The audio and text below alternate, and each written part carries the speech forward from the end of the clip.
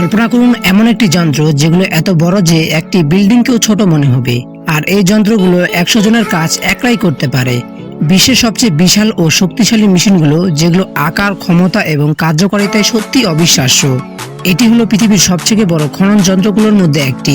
এই মেশিনটির সামনে একটি বিশাল চাকার মতো দেখতে যন্ত্র লাগানো আছে, যার চারপাশে বিভিন্ন বাস্কেট লাগানো থাকে।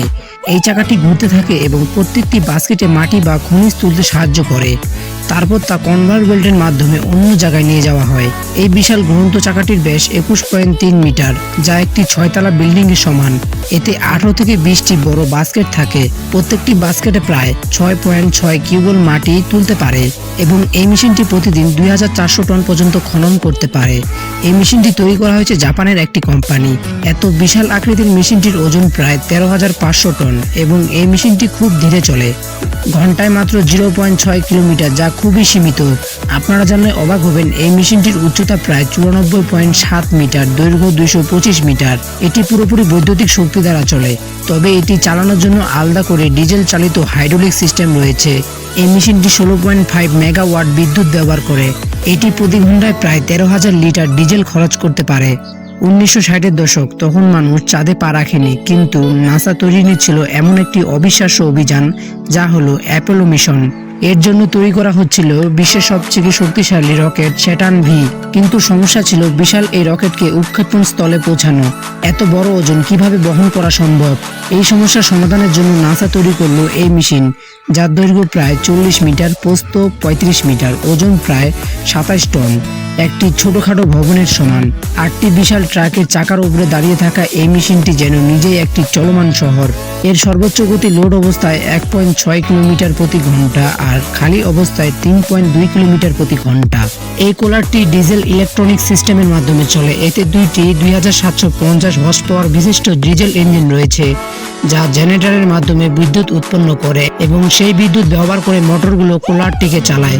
একটা সময় ছিল মানুষ মনে করত রাস্তা তৈরি করা অনেকটা কষ্টসাধ্য ব্যাপার, কিন্তু না, এখন আমাদের পৃথিবীতে প্রযুক্তি এতটাই উন্নত হয়েছে যে এখন রাস্তা তৈরি করার মাত্র কয়েক মিনিটের ব্যাপার। আপনি গাড়িতে বসে থাকে গাড়িটিকে নিয়ন্ত্রণ করবেন আর মেশিনটি অটোমেটিক রাস্তা তৈরি করবে।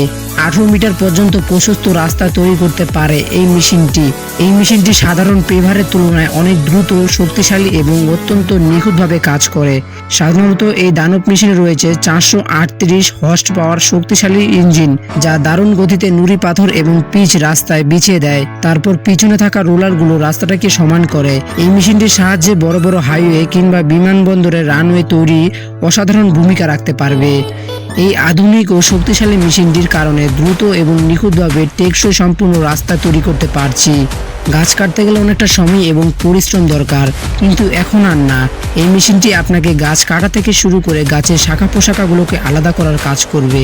এই মেশিনটির সামনে সাধারণত হারভেস্টার হেড যুক্ত থাকে, যা গাছ কাটার জন্য ব্যবহৃত হয়। মেশিনটির মাথায় থাকা বিশাল হুকগুলো দিয়ে একটি গাছকে সহজেই ধরে কয়েক সেকেন্ডে গাছটিকে কাটে মাটিতে ফেলে দিতে পারে। তারপর গাছের শাখা পোশাকগুলোকে আলাদা করে গাছটিকে কয়েক টুকরো করে কাটা হয়।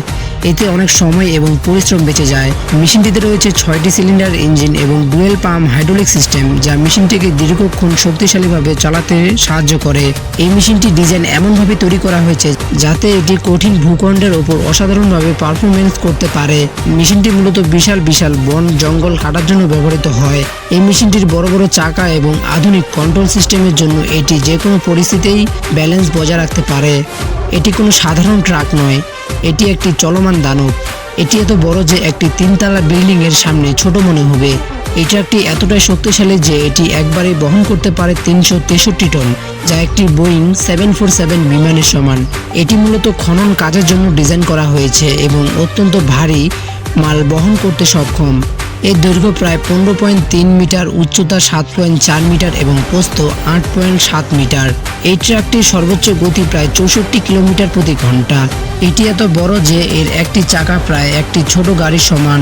এতে ইলেকট্রনিক ড্রাইভিং সিস্টেম ব্যবহার করা হয়েছে, যা জ্বালানি খরচ কমায়। এটি একবারে প্রায় 4730 লিটার ডিজেল নিতে পারে। এই ট্রাকটি এতটাই বিশাল এবং শক্তিশালী যে এটি কেবল বিশেষ কাজে ব্যবহৃত হয় এবং সাধারণ রাস্তায় চলাচল করতে পারে না।